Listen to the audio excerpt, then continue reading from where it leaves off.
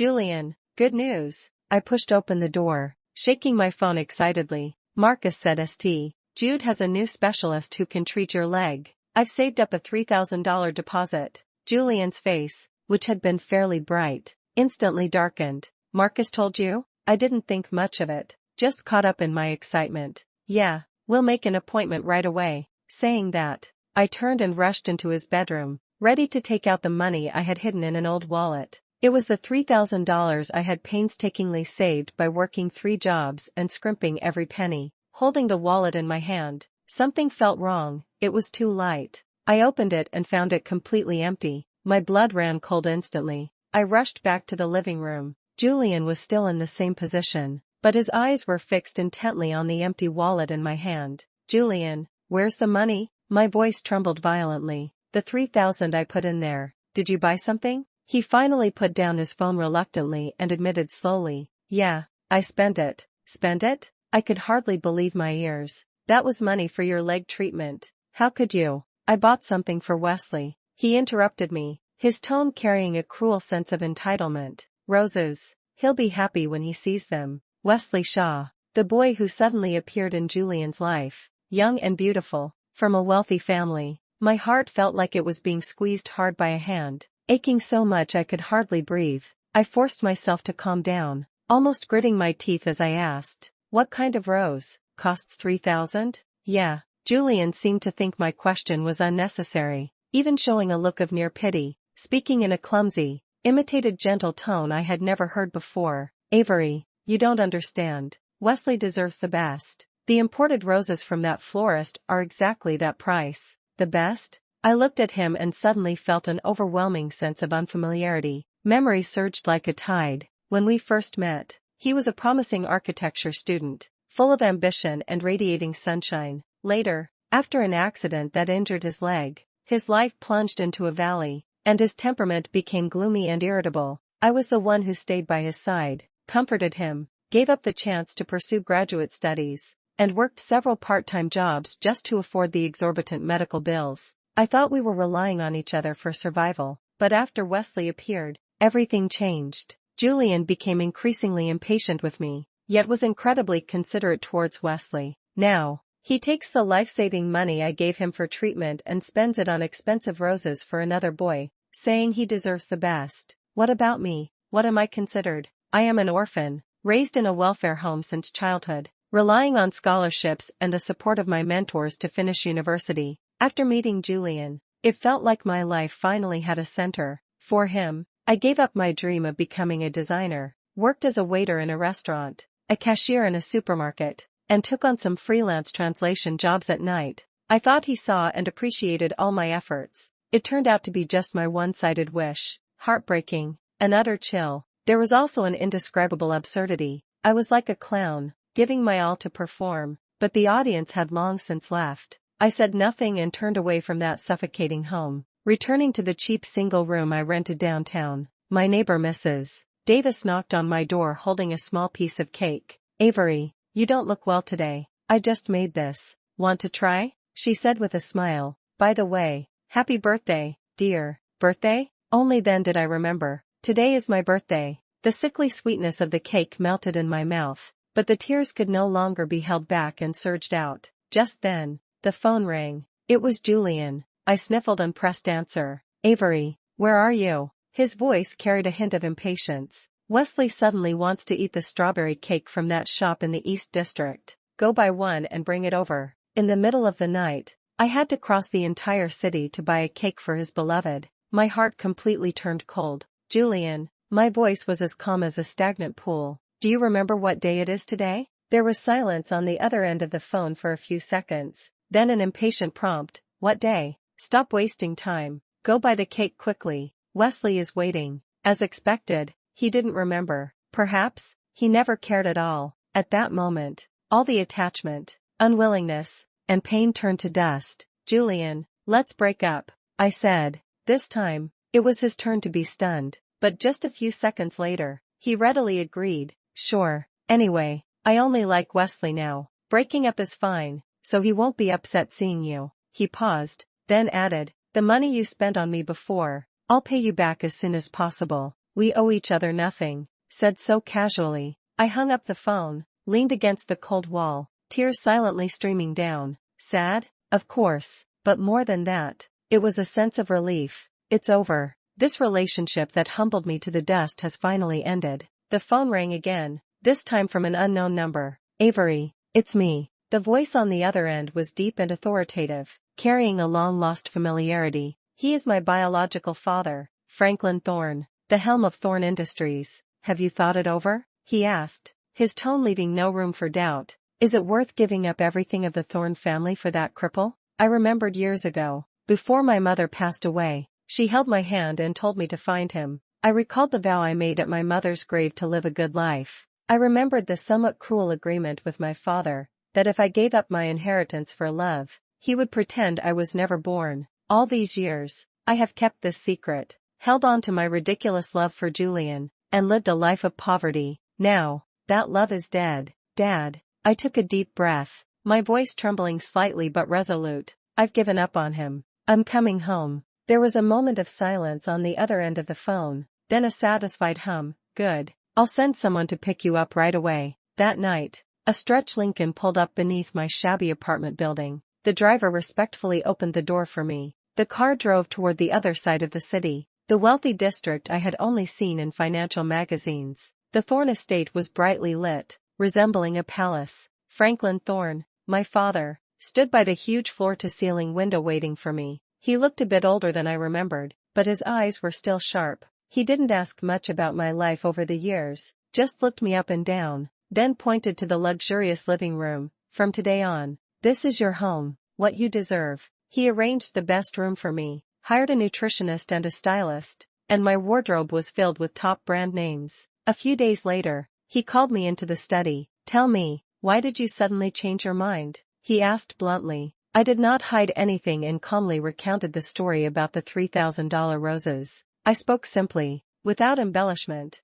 but the humiliation and heartbreak in it were something he could not fail to notice. After listening, Franklin Thorne showed no expression on his face, only nodding slightly. The next day, his assistant knocked on my door, followed by several flower shop employees carrying huge bouquets. They were roses, red as blood, layered and clustered together, emitting a strong fragrance. Miss Avery, these are prepared for you by Mr. Thorne, the assistant said. Top-quality Ecuadorian roses selected according to your preference. A total of $9,999. He handed me a card, on which was the florist's bill. $300,000. I looked at that luxurious sea of red flowers, then thought about Julian's $3,000 roses, and suddenly understood my father's intention. He was telling me in the most straightforward way, that man and his so-called best love are cheap and insignificant in a world that I can easily grasp. Paid content hint, Avery begins to adapt to the life of the wealthy elite, about to enter the family business. Her first direct confrontation with Julian and Wesley is imminent. How will she fight back? Can the humiliations of the past be completely erased? I began to learn to adapt to my new life, resting, recuperating my health, receiving etiquette training, and studying financial knowledge. Franklin Thorne did not immediately let me into the core of the company but allowed me to relax first and regain my composure. I arranged a meal with my senior brother Marcus, in an elegantly appointed Western restaurant. I confessed my background. Marcus was stunned for a long time, then smiled with relief. No wonder I felt you were not an ordinary person. Avery, I'm happy for you. You deserve a better life. His understanding and support made me feel warm. While we were talking, a commotion came from the restaurant entrance. I instinctively looked up, my heart suddenly tightening. It was Julian and Wesley. Wesley affectionately linked his arm with Julian's, smiling radiantly. Julian's legs seemed to have recovered somewhat. Although he still walked with a slight limp, he looked in good spirits. Wesley's gaze immediately turned hostile and boastful. He pulled Julian and walked straight towards us. Hey, isn't that Avery? Wesley sneered sarcastically. Change jobs? This restaurant pays well, huh? He deliberately shook a brand new designer bracelet on his wrist. Look, Julian gave this to me. He said I deserve the best. Then he turned to Julian, his voice sickeningly sweet. Julian, have you ever given Avery something this expensive? Oh, right. Those roses worth thousands last time. Did you give those to her? Julian's face looked a bit awkward, but he still defended Wesley. Don't talk nonsense. I watched them sing in harmony, and the last bit of lingering pain in my heart disappeared. I finally understood completely that Julian never loved me. There was only exploitation and entitlement. I also understood why my father insisted that I leave him. Some people are not worth it. I put down my knife and fork, wiped the corner of my mouth with a napkin, looked up, and met Wesley's challenging gaze. Roses worth a few thousand? I chuckled softly, my tone calm and steady. Sorry, never seen those. But I just received roses worth $300,000. Wesley's smile froze on his face. Julian's complexion instantly turned pale. I looked at them, my gaze cold. I'm not interested in the petty things between you two, nor am I angry. I just think that you two, one stupid and one wicked, actually make quite the match. Avery Thorne, Julian snapped in anger and embarrassment. How dare you speak like that? Did I say something wrong? I raised an eyebrow. Enough. Marcus stood up and blocked my way, saying to Julian, Julian, please show some respect. Avery doesn't want to see you right now. No debts between us. Marcus Cole, what business do you have here? Julian's gaze flicked between me and Marcus, filled with malicious suspicion. What? Just broke up and already found someone new? Or have you long since? Shut up. I interrupted him sharply. Don't you dare insult my senior brother. He has a girlfriend, and their relationship is very good. Unlike some people who are greedy and ungrateful, treating others' efforts like trash. Julian obviously didn't believe it and sneered coldly. He suddenly took something out of his pocket and held it up in front of me. It was the talisman for safety that I had personally obtained for him. I ran to several temples, asking high monks to bless it, hoping it would help his leg injury heal quickly. I always told him to keep it close to him. This? Julian looked at me with cold eyes. I'm giving it back to you. Before I could react, he tore it forcefully with both hands, and the talisman instantly shattered into two halves. Wesley doesn't like me wearing things given by others. He threw the fragments on the ground, as if discarding something dirty. He said they were an eyesore. My heart, like that torn talisman, ached sharply. I hesitated for a moment, but still answered, but only for a moment. Then came complete numbness and resolve. I looked at the shattered piece of red cloth on the ground, as if seeing my own sad past love.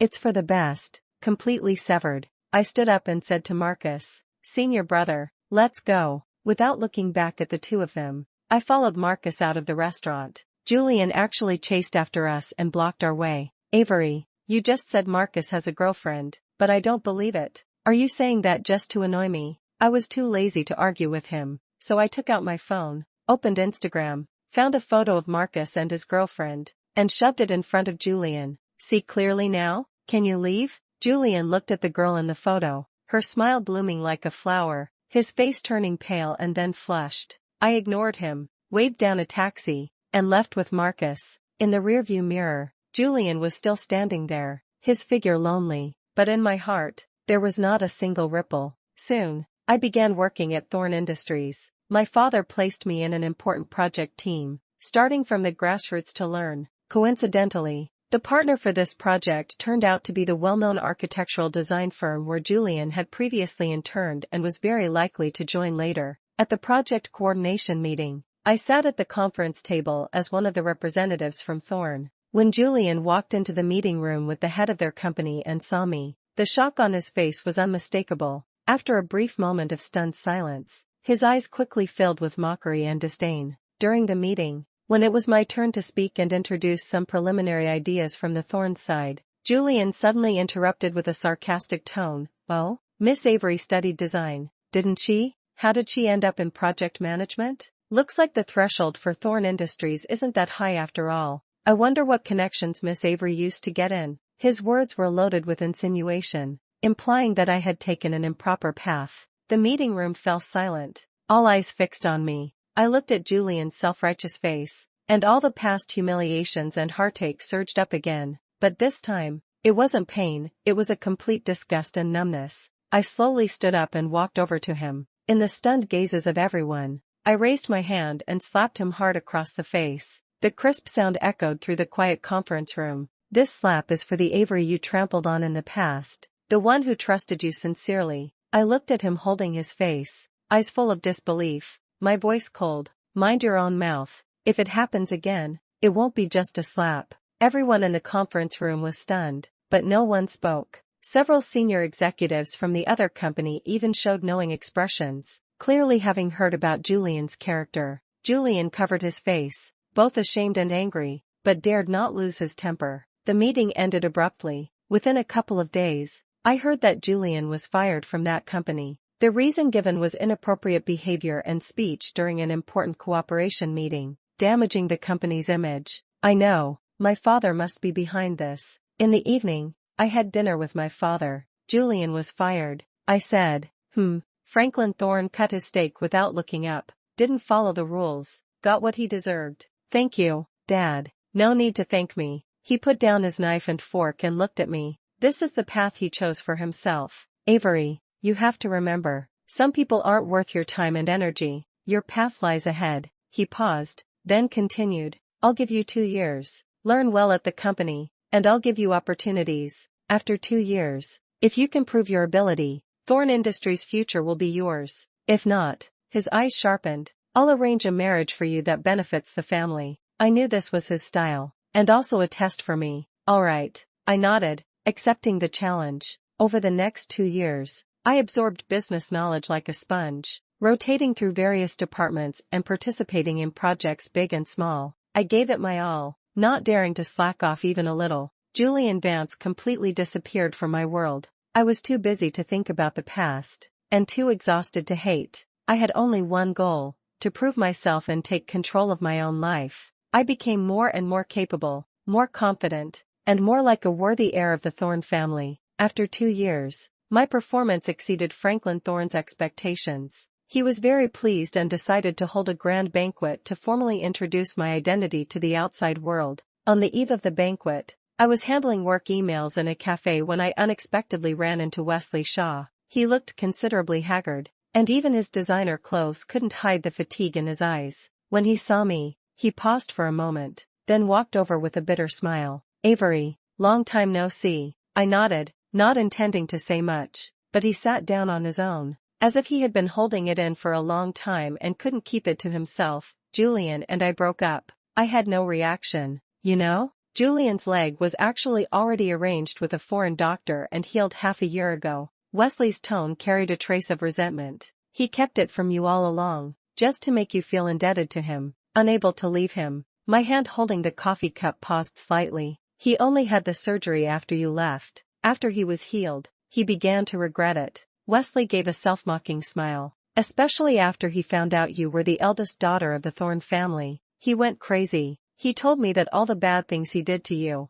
like buying roses, were deliberately to upset you, to make you unable to bear him leaving. He thought that was the only way to make you give up, but he never expected you to really get involved with the Thorne family. Now he regrets it to death, asking around for your news everywhere, wanting to get back together with you. The so-called for your own good, the so-called deliberately driving you away, are nothing but excuses born of extreme selfishness. I felt no anger, only a wave of nausea. Fortunately, I left decisively back then. Are you done talking? I put down my coffee cup and looked at Wesley. If you're done, please leave. I don't want to hear anything about him. Wesley opened his mouth, but in the end said nothing and walked away dejectedly. On the night of the banquet, I wore a tailor-made gown and appeared in the Thorne family estate's ballroom, arm in arm with my father. The lights were dazzling, and guests gathered in great numbers. I saw many familiar faces from financial magazines. Then, I saw him, Julian Vance. He was dressed in a sharp suit, his leg showing no sign of injury, walking freely. He was clearly mingling among the entourage of some guest. He walked straight towards me, his eyes complex as he looked at me, with a hint of amazement, a touch of regret, and a familiarity trying to regain control. Avery, you've changed so much. He spoke, his voice somewhat dry. He spoke with the same tone of elder concern as before.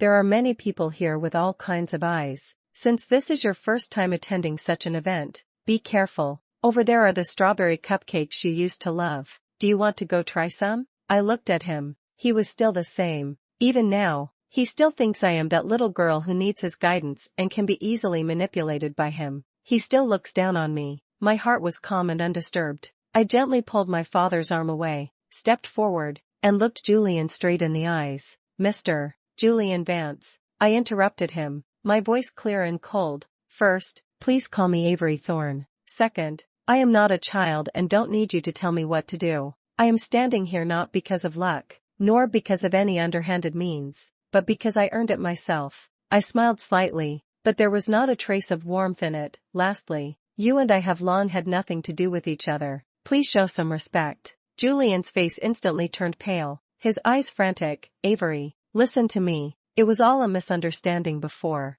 Those 3,000 roses, and the talisman. I was just enough. A commanding voice rang out. They saw me too. Franklin Thorne stepped forward, standing beside me, coldly looking at Julian. Sir, it seems my daughter doesn't really want to talk to you. He turned to the entire audience, his voice loud and clear. Everyone, thank you all for coming tonight. Taking this opportunity, I officially introduce to you all, standing beside me, Avery Thorne, my daughter and the future heir of Thorne Industries. The room erupted in surprise, followed by enthusiastic applause. Julian froze completely, his face full of disbelief. Daughter? Heir? He muttered in disbelief. Impossible. How could Avery be? She used to be so ordinary. She didn't even have a decent job. He looked at me, his eyes filled with the anger and resentment of being deceived. You've been lying to me all along? I looked at his losing composure, feeling both pitiful and ridiculous. In front of my father and all the guests,